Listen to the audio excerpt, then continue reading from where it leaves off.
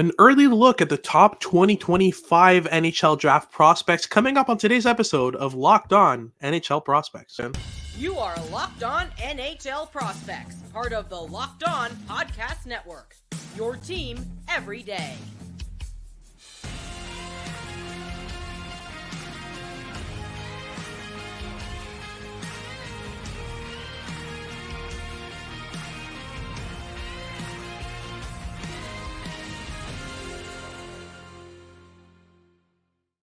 Hello and welcome back to Locked On NHL Prospects, part of the Locked On Podcast Network, your team every day. On this podcast, we break down everything prospects rated for you 5 days a week, Monday to Friday. I'm Hadi Kalakash, joined by Sebastian High, and on today's show, we'll be breaking down the top prospects from the 2025 NHL Draft. It's way too early for rankings, so we'll just talk about the names themselves, the type of players that we've scouted this year among this 2025 class. We'll start off with the big names. There are four big names, I say, that have separated themselves from the pack. And James Hagens, Michael Misa, Logan Hensler, and Porter Martone. We'll talk about their games. There are a couple of really good defensemen in this class as well. We'll get into some more names as well. We've got Luca Radivojevic, Roger McQueen, Caleb Desnoyers, Cole McKinney coming up in our second segment. Then in our third, we'll focus on some Swedes. There are four Swedes that look pretty interesting for the 2025 class, which is a good change from this year. The 2024 class is a bit weaker on Swedes, so we're excited to kind of break that down as well. But before we get into any of that, today's episode is brought to you by FanDuel. Make every moment more. Right now, new customers can get $150 in bonus bets with any winning $5 moneyline bet. That's $150 if your team wins. So visit FanDuel.com/lockedon to get started. If you're watching on YouTube, make sure to like and subscribe. Leave us a comment letting us know what you want us to talk about next. And if you're listening on your favorite podcasting platform, make sure to make us your first listen of the day and leave us a rate and review. Helps the channel out a lot. So let's get right into it here. I think there's not much of a doubt at this point in the 2024 draft cycle. James Hagens is the best prospect from the 2025 class, right? He's been my favorite one by a pretty long shot so far. He's been excellent so far. Like, this is a player who, in 15 games with the NTDP against the USHL competition this season, has logged 8 goals and 27 points. And he is old for the draft class. Like, he's a November birthday, which definitely gives him an advantage to some other names that we will be discussing in this episode. But yeah, the production's just the surface because he is incredibly impactful in just about everything he does. Like, he is a tremendous playmaker. He is the best play driver in the NTDP already as a D-1. He is one of the more like overall involved in all three zones players that the NTDP even has this season as well. Like, he is their star player as a D-1, which we don't see happen all that often, right? Yeah, I mean, when you talk about players who are outperforming players older than them in the same team, I mean, James Hagens fits the bill perfectly. He's been the raw play driver on this NTDP team, and he's committed to Boston College in his draft +1, so he's still going to be playing the NTDP next year, which usually for a player of this age, you don't always see.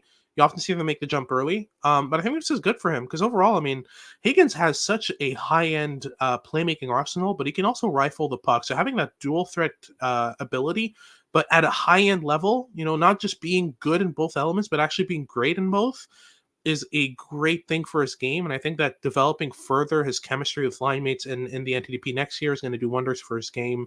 Overall, I mean, so pacey, so dynamic, so crafty with the puck, really elusive, really smart in terms of his distribution of the puck. He chooses his moments really well for, kind of pushing up the zone or holding back and reloading above the puck. So just overall, like, there are so many different areas of his game that are bound to hit. And he's such a well-rounded offensive toolkit that, there's not really much doubt in my mind at this point that Hagens is a top player, and he looks like an exceptional player. Like, just watching him on a daily basis with the NTDP, you could just, I mean, no one else comes close to his level right now, and all the players he's playing with are like well older than him. So it's pretty outstanding to watch him go about it. There's another NTDP player that we'll get to later on that's actually a defenseman that gives a lot of promise. But before, I want to talk about a couple of OHL guys. I want to start with Porter Martone because for the moment, he's kind of cemented himself in my mind as a kind of second guy behind Hagens, but there's room for argument there. Martone is a really good, really explosive player. His shot just fires off his stick really, really well. His playmaking ability is really intricate and precise. And he's just so crafty and creative with the puck. He finds these little pockets of space where he can kind of stick handle through players. I know you're a pretty big fan of Martone as well. What's been your thoughts on him so far? I've loved his versatility. He can do anything that he really wants to, and he can pretty much pull it off. He has the frame of a power forward at 6'3". He's listed at 170 right now. And he's also older in the draft class. He's a little bit older than James Hagens even. So we're talking about players that are a lot more physically developed, which certainly gives them a leg up in terms of like D-1 rankings. Like we're going to see maybe that gap close a little bit once we see like the younger players in the class to be able to catch up a bit more. But for the time being, I would agree that Martone is like completely in that like 2 to 4 range. Like he's certainly in contention for that second overall slot. He's been really impressive at U18 tournaments for Canada. In the OHL, he has a level of dynamism and skill and overall play driving that makes him stand out significantly as a D-1 already. Yeah. And while the profile is exceptionally different, another OHLer who is a D-1 is also demonstrating that level of dynamism and skill, and is also a ton of fun. And Michael Misa, who was an exceptional status player last season and went at well over a point a game in the OHL as a 15-year-old, logging 22 goals and 56 points in 45 games last season with Saginaw. And while that production is a little bit lower so far this season, I'd expect that to take a little jump when you see the chemistry with all the new acquisitions there in Saginaw with Owen Beck and Rodman Dianicho, among many others, continue to form over the next couple of weeks. Oh, for sure. I mean, Misa's so well surrounded over there, and it's going to be really interesting to see him go about it this year. And it'll be also interesting to see where he stands in their lineup and what kind of role he's given once those guys age out. A lot of them are going to be going to the AHL next year, so I'm interested to see how that develops for him. But moving on to the last player from this kind of bona fide top four, another NTDP player here, but this time on defense, it's Logan Hensler. A really strong transition driver. This is a player who loves to join the rush and jumpstart it with good passing and good skating and good puck carrying. Constantly trying to go from defense to offense seamlessly, but also defends the rush fairly well. He has a profile of a two-way defenseman, but I'd say the offensive side is a bit more translatable to his game. And overall, I think that in terms of upside, in terms of the quality of player that you're getting here, I can't name you a better defenseman overall than him in the past 3 drafts. Like the last one I can point to and go like, okay, he's on his level is Luke Hughes. Like he's been that good. So it's been fairly interesting to see him go about it this year, and I can just imagine what he does next year. I think he's got a lot of upside and potential on both sides of the puck, but like I said, the offensive side of the game, the transition game, the skating, the ability to use crossovers to get around forwards effortlessly, I think that whole combination of skills can just get uplifted and improved as he kind of grows into his frame, adds some muscle, adds some core strength, adds some weight. I think that's just going to get better and better as he ages. I'm really excited about Logan Hensler, and depending on how he performs, you can place him behind the 2 OHL guys in Misa and Martone, or you can place him ahead of them and have a 1-2 punch from the NTDP at the top of the draft next year. We'll see how that plays out, but that wraps things up for our first segment about the top 4 from the 2025 class. We'll talk about some pretty interesting names in a kind of 5 to 10 range, and we'll get into that right after these messages from two of our sponsors over at Indeed and FanDuel. If you're looking to hire top talent for your team, Indeed is the best place to get that started. Indeed is a hiring platform that helps you match instead of search for quality candidates for the job that you're posting. It's really good and user-friendly both for employers and employees. Personally, I got my day job with Indeed, and they were a great source for that because there's no hidden information. You know exactly what you're getting out of the job. You know exactly the requirements, and there are a bunch of tools that help you screen for the right candidates if you're an employer, and make sure that your job offers only go to top candidates and that you get matches quickly for the job that you're offering. Overall, you're leveraging over 140 million qualifications and preferences every day. Through Indeed, they have a matching engine that's constantly learning from your preferences. So the more you use Indeed, the better it gets. So overall, listeners to the show can get a $75 sponsored job credit to get your jobs more visibility at Indeed.com/locked-on. Again, that's Indeed.com/locked-on, LOCKEDON. Terms and conditions apply, but if you need to hire, you need Indeed. The NFL regular season is wrapping up, but there's still time to get in on the action with FanDuel, America's #1 sportsbook. Right now, new customers get $150 in bonus bets guaranteed with any $5 bet. That's $150 in bonus bets, win or lose. And you can spend on anything ranging from spreads to player props to over and unders and more. Whether you want to bet on your favorite quarterback to throw for a couple of TDs in the next game, or maybe even your favorite team to go all the way and win the Super Bowl, the choice is yours with FanDuel. I know my personal favorite part of the FanDuel app is the live same-game parlays, which make any game extraordinarily more exciting, especially when you're able to attend them live. And I know when I'm going to a live game, I go for a single-game parlay. So visit FanDuel.com/lockedon and make your first bet a layup. FanDuel, official partner of the NFL. All right, so moving on to some interesting names in the 5 to 10 range of the 2025 NHL Draft. I want to start off with a defenseman that we got a really good look at the World Juniors, and it's Luca Radivojevic. Radivojevic played on the third pair for Slovakia, and as a 16-year-old had some really interesting results and played some really interesting games for Slovakia. He's a good transition defender, a very fluid skater with strong offensive decisions. And overall, I mean, I really liked every shift that I saw out of Radivojevic. There was a lot to love there. He's still clearly raw, and World Juniors is World Juniors. It's not league play, and he'll definitely need a closer look. But in limited viewings, in the minutes that he got, and especially given the width of opportunities that Slovakia had to bring 18, 19-year-olds to this tournament instead of Radivojevic, I was really interested to see what he would do, and he's done great so far in those limited minutes. But I also want to talk about Roger McQueen, because he's not getting enough attention. And what a name, by the way! This is the most WHL name I've seen in a while come out of that league. Talk me through what you've heard, what you've seen, and what you've liked from Roger McQueen out of the WHL. I mean, aside from the awesome name, as you mentioned, he's really, really big. That is the first thing that stands out when you see him on the ice, or when you look at his elite prospects page. He's 6'5", 190 pounds. Another pretty old player for this draft class. That is certainly the theme with the players that we're highlighting here. It's mainly players that have a couple of months on the rest of the class to kind of be able to entrench themselves as high-end prospects earlier on than others, as he's also an October 2nd birthday. So a lot of players really clustered in that September to October range here. But he's a ton of fun. He is up to a point a game in the WHL as a D-1.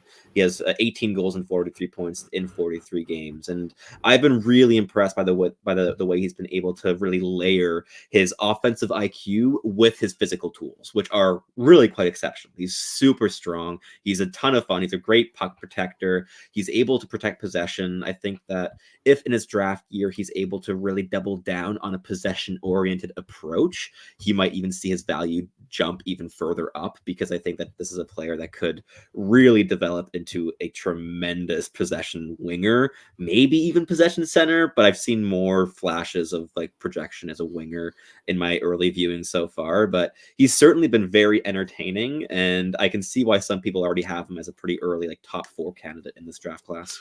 Absolutely. I mean, you're talking about a 6'5" forward who can skate and stick handle at a really good pace. It's a really interesting toolkit, and we're seeing it with Caden Lindstrom this year. That combination works really, really well, and is beloved by pretty much every scout I've talked to. So I'm interested to see where he goes. I also want to talk about Matthew Schaefer out of the Erie Otters, a good left-handed defenseman who projects as a really good pick. I mean, overall, you're looking at a two-way guy who can do really good work on both sides of the puck, because he uses his skating in all scenarios. I watched a game of his recently. Was really impressed with the vision. It's definitely not to the level of his skating ability, but it's good enough that he can get around and make plays. And yeah, the defensive game is highlighted by really good gap control and gap closing. I think that's the main thing that's going to make him such an effective player. So if you're looking for a two-way D, a player that's a bit more well-rounded than Logan Hensler, Matthew Schaefer is definitely in that conversation, but there's a gap in quality between the two for sure. And moving on to Caleb Desnoyers, finally a QMJHL prospect I'm excited to talk about. Desnoyers is really interesting. I mean, he's a big part of a really good QMJHL team. And at the U17 Challenge is the first time I got a look at him, and he was really, really good. Speed, skill, intensity, really strong on the puck for a player of his size, but really the intelligence is what stands out with Desnoyers over in Moncton. And yeah, I mean, you're looking at a player who doesn't necessarily have a good defensive impact. I don't think he's never really going to be a good defensive player. But offensively, he's just lights out. He can do a lot with the puck, which makes him really dangerous and really interesting for a team if they're looking to add a pure offensive player.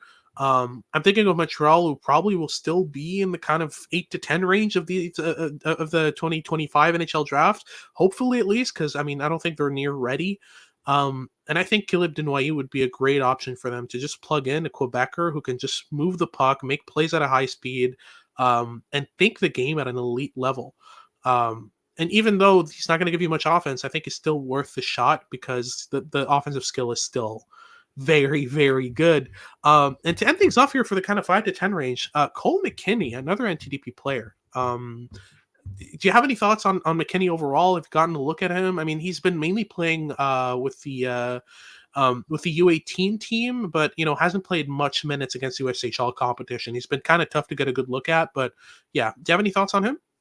He's been rock solid in my viewings. Like he's built like a tree trunk. He's 16 years old and he's 6 foot, 190 pounds. Yeah. And the style of play in my viewings has also reflected that. Like the production hasn't been through the roof. Like against USHL competition this season in 18 games, he's logged 8 points, 5 goals, which isn't exactly jumping off of the score sheet.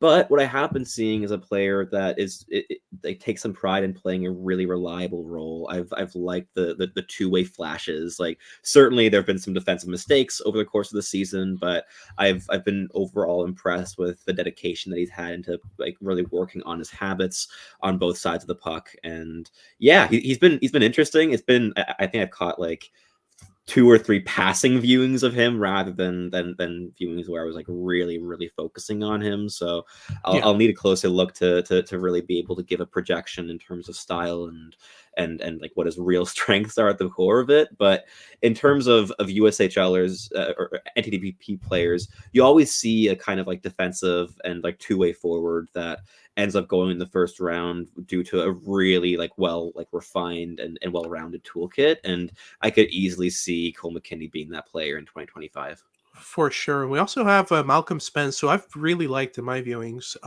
over in Erie. Really kind of intense player. He pushes the pace a lot. He's constantly kind of pedal to the metal, working hard on the forecheck, making plays offensively. But, I don't think he has necessarily the offensive touch of the other two. I think he has the most translatable game of the bunch that we mentioned, except for maybe Roger McQueen. He's really up there in terms of his ability to make plays defensively as well. I think he's really responsible, really reliable, on top of having one of the best motors in the draft. So I think that he's a player that will up his stock as the draft year goes on and might end up as a top 10 player. He's definitely not there yet, but has the qualities in order to kind of overcome his lack of pure offensive skill by just being a hard worker on every shift. And teams love these kinds of guys, and they often don't last long on draft day. So I'm excited to see where he goes as well. But that wraps up our second segment about the kind of 5 to 10 range of the 2025 NHL draft. And we'll talk about some Swedes because there are a lot of good ones. We'll get into that right after these messages from our sponsors over at eBay Motors. Passion, drive, and patience. What brings home the winning trophy is also what keeps your ride or die alive. eBay Motors has everything you need to maintain your vehicle and level it up to peak performance. From superchargers, roof racks, exhaust kits, LED headlights, and far more, whether you're into speed, power, or style, eBay Motors has got you covered. With over 122 million parts for your number one ride or die, you'll always find exactly what you're looking for. And with eBay Guaranteed Fit, which is available to US customers only, your part is guaranteed to fit your ride every time or your money back. Because with eBay Motors, you're burning rubber, not cash. With all the parts you need at the prices you want, it's easy to turn your car into the MVP and bring home that win. Keep your ride or die alive at ebaymotors.com. Eligible items only, exclusions apply. Alrighty, so let's move on to some Swedes. We talked about the bona fide top 4 in this class that have separated themselves from the rest of the group. We talked about some kind of 5 to 10 range players, but there are also a lot of really interesting Swedish players in this draft, which is a great change of pace from this year. Where we have a couple decent defensemen, but nothing really overwhelming on the Swedish side. Whereas in the 2025 class, there are a couple really interesting names. I think we can start with Filip Ekberg out of Almtuna in the Hockey Allsvenskan. He's been playing most of his hockey at the junior 20 level, and through 11 games this year, no points in the second division of Swedish pro hockey. But in the J20, he's at a point per game already as a 16-year-old, and he's pretty young for the class as well. He's an April birthday. Last year, he played one Allsvenskan game and scored a hat trick as a 15-year-old in the J2. That's just ridiculous. I mean, I remember watching that game and just being like, oh, okay. You obviously got some Ryan Poehling vibes out of that, where like a young player joins a team for the first time and scores a hat trick on his first game and then just kind of tapers off. You're kind of worried, but there's a decent level of skill here with Ekberg, right? There really is. I remember watching the same game last season because it was making the rounds in the scouting sphere, and it was a very fun game to watch. He played like 8 minutes and scored 3 goals, and they're all pretty pretty as well. So yeah, it was definitely a fun performance. But Ekberg's quite interesting. Like this is a player who has been producing at a really high level on a really consistent basis. Like he's been playing most of his games at the J20 national level in Sweden, which is the highest U20 level that there is in terms of play. And in 25 games, he has 26 points as a 16-year-old who is 5'9" and 163. This is an undersized 16-year-old player who's putting up some really impressive production as in the J20 league, and he's even gotten into 11 more Allsvenskan games. And while we don't necessarily have to look at the time on ice in all those games because they all range between 1 and 6 minutes, and his 0 points through 11 games are therefore quite understandable because he just isn't getting many reps. The fact that he is being trusted enough at 16 as an undersized winger to be playing like consistent, he's dressing for consistent games at the Allsvenskan level. That on its own is already very impressive. And when you add in the level of skill that he's able to portray against not even his own age group, but like the U20 age group, this is a fascinating player and one that I think is likely to headline the Swedish class. But he's not the only interesting one here either, is he? Yeah, absolutely not. I mean, there's a bunch of really interesting names in here. I think we can go to Anton Frondell, who's been really interesting as well in Sweden right now. I mean, the point totals are interesting. He's a player who, I mean, you've probably watched a bit more than I have, but like everything I've heard out of Anton Frondell has just been really, really good. Talk me through kind of your take on him, because all I've been hearing is just really smart, really skilled, really creative with the puck. But in terms of details, like what have you seen from him? I mean, before I go into the details, I just want to set up why this is such an impressive prospect. This, just like Ekberg, he's also been playing J20 level hockey this season for most of the year. He's played a couple Allsvenskan games recently, but through 25 J20 games, he has 17 goals and 37 points, which is obscene. And he's even younger than Ekberg. He's a month younger than Ekberg, but he's built he's really built. He's 6 foot 179 already, so he's a far more easily projectable player right now than Ekberg is. So where Ekberg probably has a bit more flair in his game, Frondell has a level of power and determination and drive to the middle of the ice that you don't see in Ekberg at all. And it also means that his projection is more open as a center projection, whereas Ekberg is a very, very easy winger and quite solid in that facet. But with Frondell, you're also seeing a level of trust at the Allsvenskan level where, yes, he has 0 points in 6 games, but he's played his last 2 games happen at the Allsvenskan level, and in 2 of his last 3 Allsvenskan games, he's logged 16 and a half minutes a night. So he's getting a lot more trust than Ekberg is, which is certainly like understandable considering that his production's even better at the J20 level, and he's significantly bigger and he's more versatile positionally in terms of being able to play down the middle. But he's a ton of fun. I'm kind of curious to see how his projection continues to age now over the next couple of months, because the level of hype I've been hearing about him here in January has not been too dissimilar to the level of hype that I was hearing about Leo Carlson in January when he was a D-1, where he was starting to get into some SHL games. So Frondell's a fascinating player, and the future is certainly bright for Sweden. So I think they have a lot to be excited for. Absolutely. And another player that was mentioned that I've heard a lot about in terms of the Swedish group here is Viktor Klingsell. Klingsell has been pretty interesting. I mean, the point totals aren't really too impressive. He's got 3 points in 12 games in the J20, 11 points in 6 in the J18. But I was really impressed with what I saw from him at the U17 Challenge. I mean, he was a point per game and played really, really well. He's a player who is a really good stick handler. He's really patient with the puck as well. I think really the stick handling is what stands out the most, because the playmaking and the shot, I don't think are at the level that they could be. But we're talking about 16-year-olds here. It's just a matter of time before that develops further. Another player that is really interesting, and actually a dual citizenship Swede and Australian player somehow, is Jakub East Wozniak, who plays right now with Luleå in the J20. He's at 38 points in 29 games in the J20. He's been doing really, really well. He's a player who's almost definitely going to be kind of in the top 20 range unless something changes. It's been really interesting. And another player who had a really good U17 challenge for Sweden.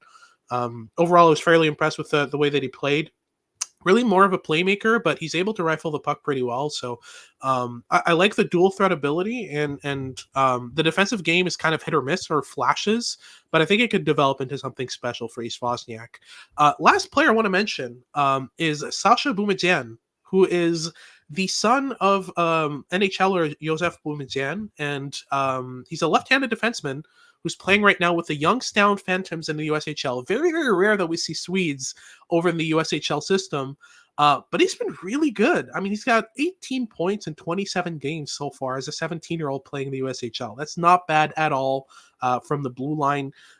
He's a bit of an offensive producer. He's pretty good in terms of his ability to create off the rush.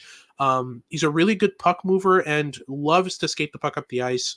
Obviously, I mean, left-handed defensemen from Sweden, they're all like excellent skaters. I don't know what's going on that side, but yeah, it's the rule. It's the rule. Yeah, exactly. With Swedish defensemen, they have to be mobile, otherwise they don't get playing time at any level. Exactly. It's like they spend 6 months a year just like on skates the whole time. Like, it's ridiculous how good skaters they are. But yeah, Boumedienne is no exception.